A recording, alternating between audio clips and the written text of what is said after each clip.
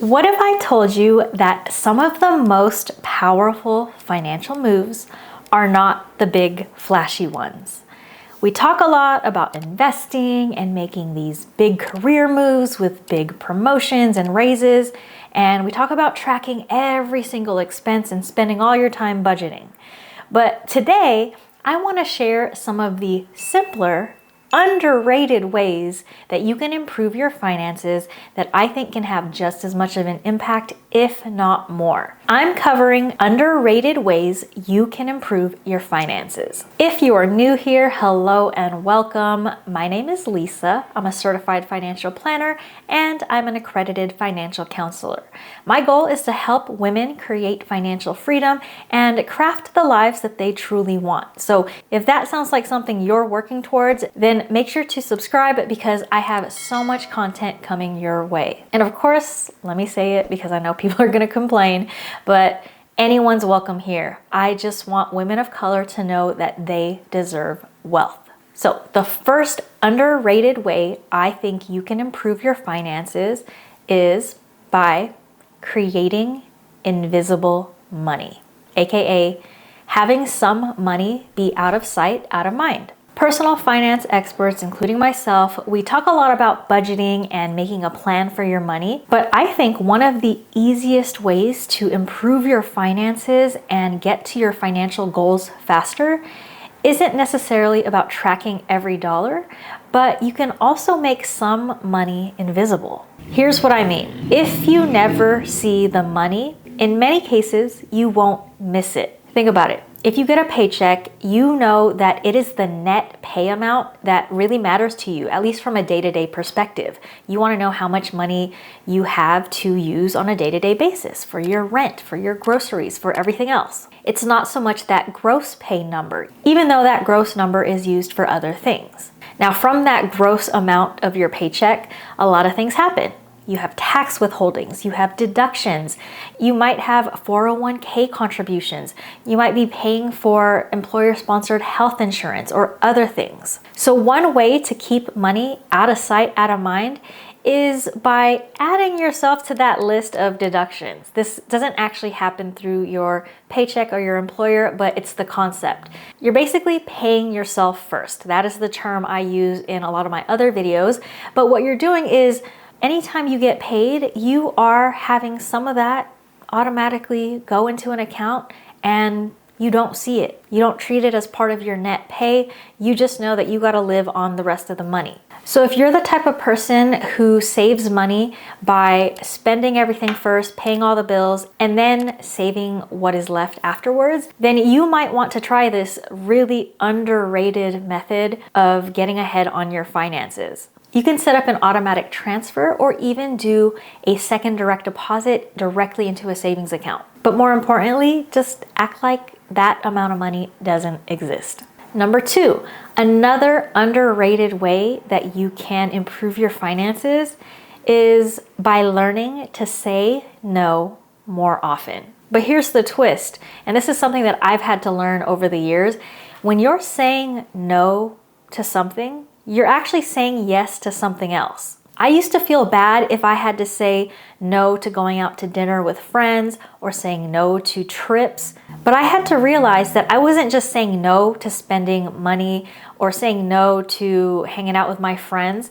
It was saying yes to other things that I wanted to prioritize in that moment in time. So saying no to spending money on that means I'm saying yes to saving money for a solo trip that I want to do or for my future retirement. Whatever it is, I'm just prioritizing something else at that moment. Another thing that I've learned is when you learn to say no and you don't say yes to everything that involves spending money, that doesn't mean you have to feel FOMO and feel left out of everything and feel like you don't get to see your friends as often as you might if you were spending money. So last year, at the beginning of the year, I really wanted to save money And on top of that, I also wanted to prevent myself from eating out too often because I wanted to eat healthier and shed a couple of pounds. But the problem is I still wanted to prioritize hanging out with my friends. I made it one of my New Year's resolutions to be more social, to make sure I stay connected with my friends and the people that I love.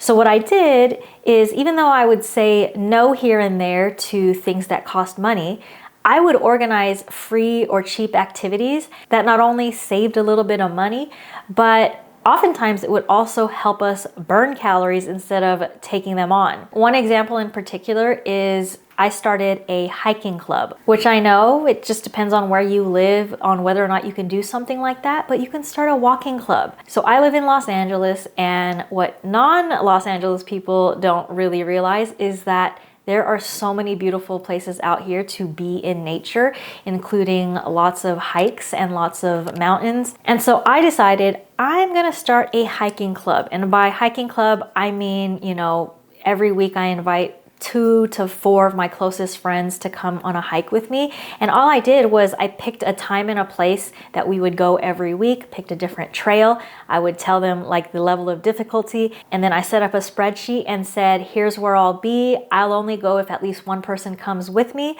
So sign up if you're gonna come.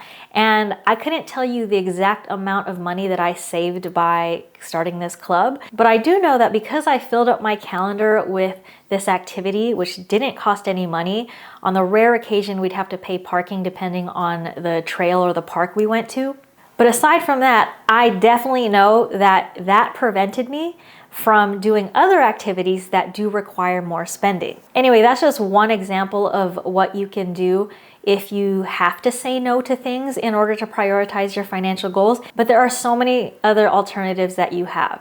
So if you ever feel FOMO creeping in because you gotta say no to something, remind yourself, what am I actually saying yes to? Am I saying yes to more savings, a future trip for myself, peace of mind, knowing that I could quit my job sooner if I just hold on to this money and save it or invest it? So instead of focusing solely on the no and learning to say no, also remind yourself, what is it you're saying yes to? All right, number 3 on this list of underrated ways that you can improve your finances is to reframe money as a tool. Specifically a tool for your own freedom. This is a big one, and I will admit that this is less tangible than the first 2 that we just covered, but it is very, very important. So most people don't realize that money isn't just about working and making the money and then paying bills. Money is about creating choices for yourself in your life. When you have money, you have more options, you have more security, you have more stability, and you have freedom. Now, this is not going to apply to all of you who are watching this, but I will tell you that it is pretty common for people to associate money with stress. There was a Bankrate survey last year that said the top cited money-related issue negatively impacting mental health is difficulty paying for everyday expenses, with 59% of respondents saying this had a major impact on their mental health. Long story short, 6 out of 10 people are feeling major impacts on their mental health because of money. So the thing is, a lot of people think of money as something that's stressful. It has negative connotations. It's something to chase. It's something that controls people. It's something that even when they do finally chase it and get it, then they lose it and they don't ever feel secure. But what I believe is the truth is ultimately money is a tool. It is a tool that can be used for good or for bad. So rather than viewing it with purely negative emotions, you have to start looking at money as a tool, because that's going to help give you clarity when you're making various financial decisions. For me, on a personal level, I used to get caught up in what I call the money stress cycle. It's basically when money stresses you out. So that could be because you don't have enough, or you mismanage it, or you feel like it's out of your control on things you have to spend it on. Regardless, money stresses you out.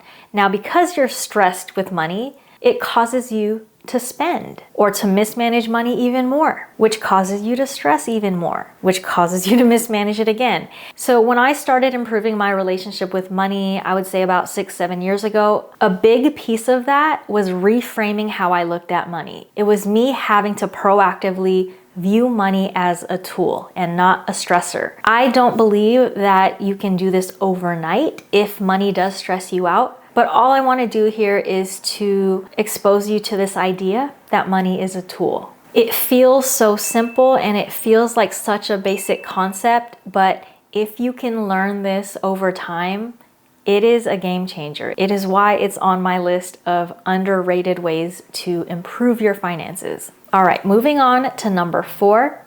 Another underrated way to improve your finances is by delaying any big purchases. So this is a very simple and underrated habit. And I specifically always talk about what I call the 48-hour rule. And what it means is anytime you feel the urge to make a big purchase, wait at least 48 hours before buying it. And what this does is it can control impulse spending. But more importantly, even if you're not an impulsive spender, what it really does is make sure that you're spending your money aligned to your goals. That any money that comes out of your pocket, that out of your wallet, out of your bank account is being spent on something that you really, really want. That's going to bring value to your life in some way. So in terms of delaying big purchases, you can do this in any way you want. It doesn't have to be 48 hours. And when I say big purchase, it's really relative. It's what you consider a big purchase. You can set this rule to be whatever fits in your life, right? That could be a $100 purchase, a $500 purchase, whatever that threshold is, set one in your mind or even write it down and set the time frame. If I want to buy something over $500, how long do I got to wait before buying it? Right? Do I need to think about it for 2 weeks before I pull the trigger? Or is this a month-long decision I got to think about? Do what works for your financial situation and what fits into your life, but incorporate something like this where what you're really doing is building self-awareness. Now, I'll admit, it can be annoying to, let's say you go shopping and you go to the mall or you go to some outlets that are far from where you live and you have to make this decision. It can be very, very annoying to have to go back to the store 48 hours later if you decide you do want it and you are going to buy it. But one, there are so many things you can order online now. And two, even if you have to make that journey again, at least you know you are spending your money on something you thought through. And here's why I think it's underrated. I don't think that the benefit of this is simply the fact that you're going to save some money here and there, you're going to save on big purchases, you're going to save on impulsive spending. That's a benefit. Those are all benefits for sure. But I think this is an underrated habit because you are continuing to improve your relationship with money in the long run. When you do exercises like this, and these habits are just a part of the way you think, it helps you build awareness to yourself and your spending habits and all of your financial choices. And all of those aspects of your financial self-awareness help you get ahead in your finances throughout your entire life. So you're building habits now that are gonna be around for the long term. All right, we are 4 down and we got 3 to go on this list. Quick intermission. If you're getting anything out of this video, please don't forget to hit the like button. It really helps out my channel and I appreciate all of you for all of the support on this YouTube journey.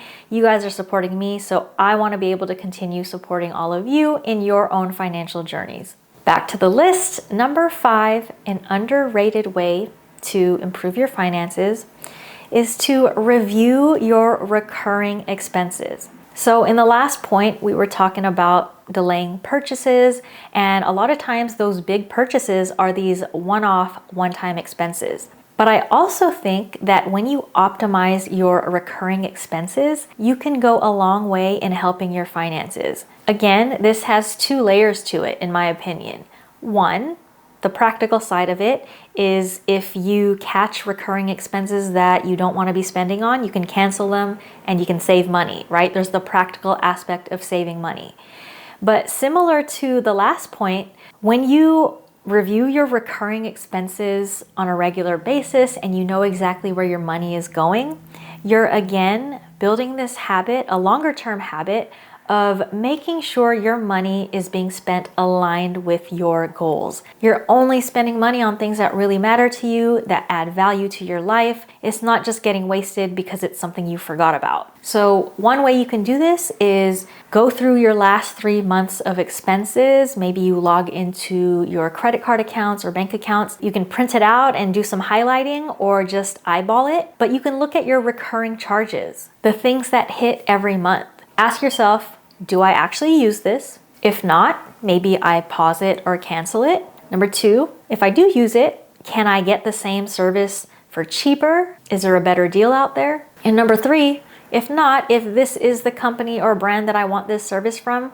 can I negotiate a lower rate? Even if you do this exercise once a year or twice a year, I think it's going to be really impactful for your finances, because a lot of times you think like, okay, if I cancel one subscription, that's, only $5 a month. How much am I really saving? That's $60 on the year. Well, that $60, even in inflationary periods like right now, that $60 can go a long way. And the thing I want you to start thinking about over and over again is that number, like $60, is not just $60. If you take that $60 and invest it, that $60 is actually way more than that, right? Because that $60 has earning potential. Rather than using it on a subscription that you don't want or need or never use, and you use that money somewhere else where it can grow and help with your financial future, that's a win, even if it might not feel like a big impact right now. In 5 years, 10 years, 20 years, it will be. So, quick story, I also think pausing or canceling subscriptions can have random surprising benefits. So there was a time that I paused a streaming service because I wanted to see if I would miss it. I'm not 100%, but I think it was Hulu. I have so many streaming services, but not enough time to watch my shows on every single service that it really doesn't make sense to have them all at once. I take that back. I don't think I paused it. I actually canceled it. But then a few weeks later, I get this email from them that are like, we want you to come back. And if you come back, your first month back with us is going to be $1.99. I'm like, okay, that's cool. I get a discount on that first month. But after that, it would go back to what I was paying. But again, the actual money and the savings is just one piece of the puzzle. The hidden benefit is that it helped me realize I did miss this service. And that verified to me that paying for the service actually does bring value to my life. I can't remember exactly which show it was. Maybe it was The Bear or something, but I knew that there was like a new season coming out of one of my favorite shows and I didn't want to miss it. So I did end up going back to the service, but I saved money on that few weeks, that 1 month that I wasn't on it. And then that next month that I went back, I had a discount.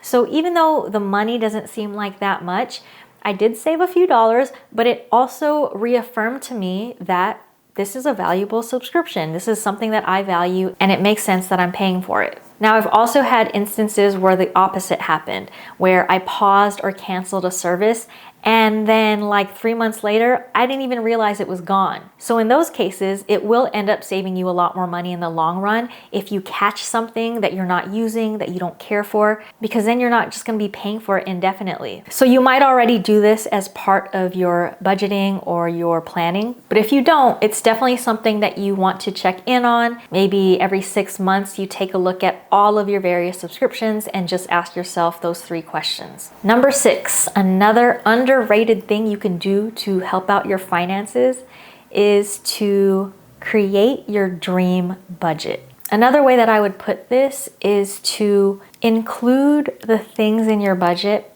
that you love. As a financial counselor, I have come across many clients who hate the word budget. They dread the word because it feels overly restrictive. And a lot of times people associate budgeting with being frugal. But I believe in my own philosophy of money management that the best budget is going to be the one that you can actually stick to. And I don't think you're going to be able to stick to a budget if it has nothing included in it that would make you happy, right? If you only have all these obligations and things you got to pay and nothing that actually brings joy into your life. Obviously, you have to do this in a sustainable way. We can't go too much into like luxury goods and all these nice things if you don't have the income to support that, but it's all a balance. So for example, if you love traveling, don't cut it out because money is tight right now. Plan for it.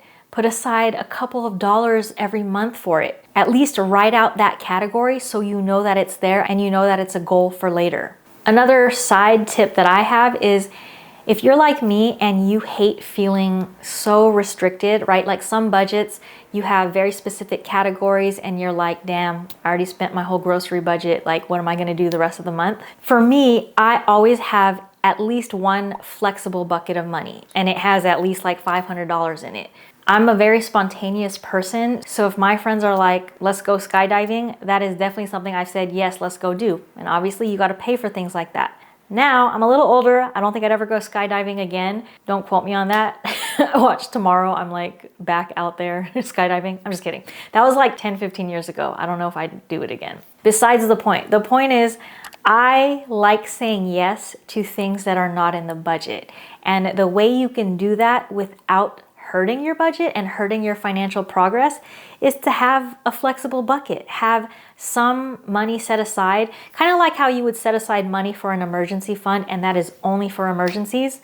You can set aside a small bucket of money for random stuff, random shit, joy, gifts for people, splurge on a Michelin star meal, right? There are things you can do or work towards that are gonna help keep you motivated on your journey.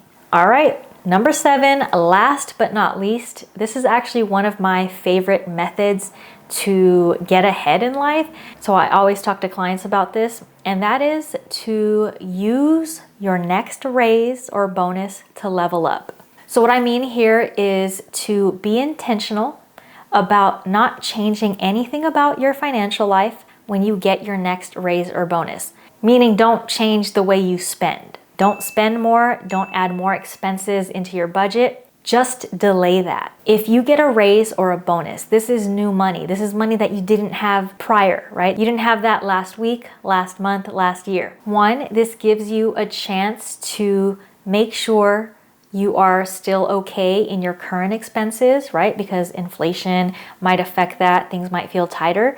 But it also means you have more money that you can dedicate to the basics, which are building your emergency fund, paying down debts, especially high interest debt, and starting to invest. If you can take your next raise and bonus and divvy it up into those things and delay that lifestyle inflation, you can get ahead with your finances. This is a very underrated approach to getting ahead with your finances, but you can do it the next time you switch jobs and now you're making a salary of 20K more, right?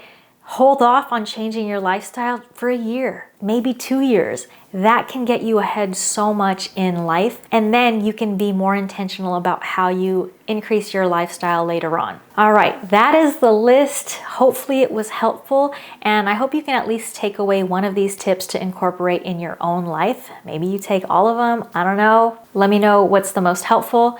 And just remember, like oftentimes, it is the smallest underrated habits and strategies that can actually make a major difference in the long run. All right, that's it for me. Until next time, peace out.